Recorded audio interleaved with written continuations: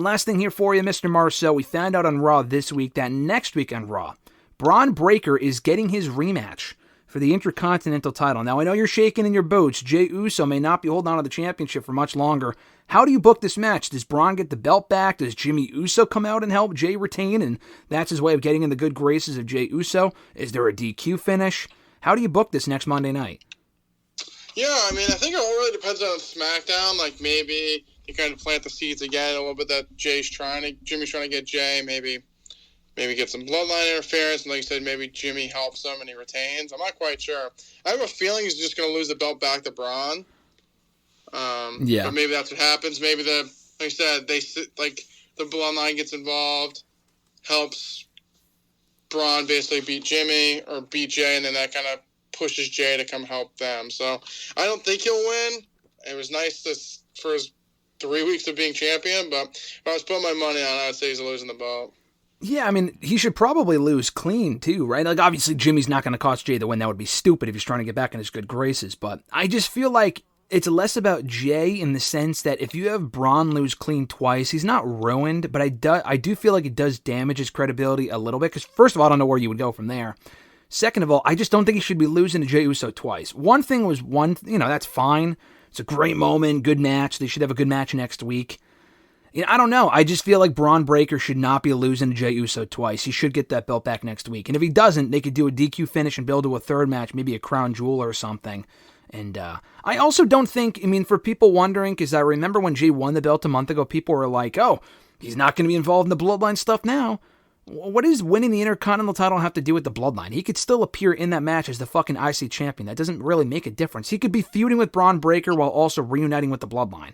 And the OG Bloodline. And it's not like he's appearing on SmackDown for good, like being traded. Like, he could just help them out and then go back to Raw. So, do you think Bron Breakker can sustain a second loss to Jey Uso? How would you book him specifically going forward?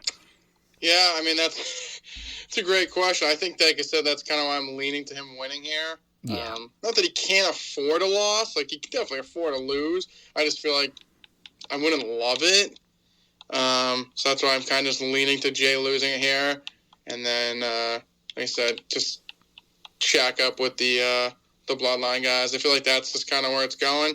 He can hold the belt, but I just feel like it's not totally necessary. I feel like him getting the win was kind of like getting his moment. It was just winning the belt, just in general. Mm-hmm. And proving that he could do it with I never expected him to hold the belt for long. If you thought he was going to hold it for long, I'm sorry, but I don't think he's gonna.